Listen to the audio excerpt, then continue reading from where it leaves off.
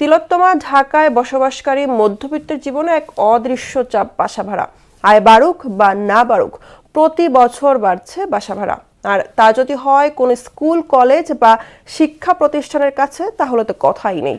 সেখানে বাসা ভাড়া পাওয়া যেন সোনার হরিণ খুঁজে পাওয়ার মতো। নীতিমালা বাস্তবায়ন না হয় ভাড়াটিয়ার চেয়ে বাড়ির মালিকদের সুবিধা বেশি বলে জানান সুপ্রিম কোর্টের আইনজীবী। বিস্তারিত মফিউর রহমানের রিপোর্টে। বর্তমান আমেরিকার চেয়েও বেশি পুরনো ৪০০ বছরেরও বেশি বয়সী এই ঢাকা মহানগরী। কালের বিবর্তনে বুড়িগঙ্গা পাড়ের ঢাকা যেমন আয়তনে বেড়েছে, তেমনি বেড়েছে উপরের দিকেও। জীবিকার সন্ধানে মানুষ শ বছর ধরে সারা দেশ থেকে এসে ভিড় করে এই তিলোত্তমা নগরীতে। কলকারখানার পাশাপাশি গড়ে ওঠে স্কুল, কলেজ, শিক্ষা প্রতিষ্ঠান। সেই ধারা এখনও থেমে নেই। প্রায় ৩.৫ কোটি মানুষের এ নগরে রয়েছে নামি দামি বিভিন্ন শিক্ষা প্রতিষ্ঠান। তার আশপাশে বাসা ভাড়ার বিষয়ে খোঁজ নিয়ে জানা যায় এখানে বাসা ভাড়া তুলনামূলক বেশি। এ নিয়ে ভোগান্তিতে রয়েছেন সাধারণ ভাড়াটিয়ারা। আমরা যেখানে আছি এখানে বাসা ভাড়া আশেপাশে বাজার এবং স্কুল থাকার কারণে বেশি বলে মনে হয় অন্যান্য অঞ্চলের চেয়ে। স্কুলের কারণে হয়তোবা বাসা ভাড়াটা এখানে তুলনামূলকভাবে একটু বেশি। যেহেতু স্কুল আছে, তারপর বাড়িওয়ালা তারা তো একটু সুযোগ সুবিধা নেবেই, কারণ তো এখানে তো ছেলে মেয়েদের পড়তেই হবে। বাড়ি ভাড়া বাড়ানো নিয়ে মাঝে মধ্যেই বিতণ্ডা বেঁধে যায় ভাড়াটিয়া বাড়িওয়ালার মাঝে, যেমনটা বেঁধে গেছে এই প্রতিবেদন করার সময়।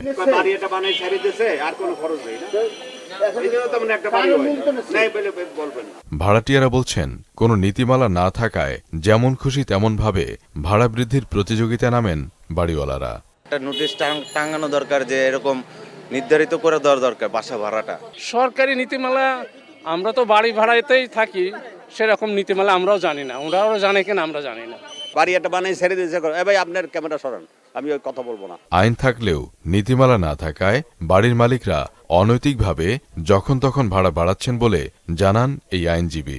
যদি কোনো প্রতিষ্ঠান থাকে, স্কুল কলেজ থাকে বা বিশেষ এরিয়াগুলোতে বাড়ি ভাড়া বাড়ানোর একটা প্রবণতা দেখাই যায়, আপনি এইটা নৈতিক স্খলন। একটা নীতিমালা করার জন্য এবং স্থানীয় বিভিন্ন জায়গায় একটা কমিটি করার জন্য কিন্তু মহামান্য হাইকোর্টে রিট পিটিশনও দায়ের হয়েছিল।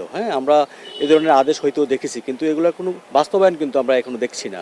এই সময় ১৯৯১ সালের ভাড়াটিয়া নিরাপত্তা আইনকে আরও যুগোপযোগী করে তার যথাযথ বাস্তবায়নের মাধ্যমে বাড়ি ভাড়ার লাগাম টানার আহ্বানও জানান তিনি। সুনির্দিষ্ট নীতিমালা করে এবং এটাকে বাস্তবায়নের ক্ষেত্রেও কিন্তু কঠোর হতে হবে।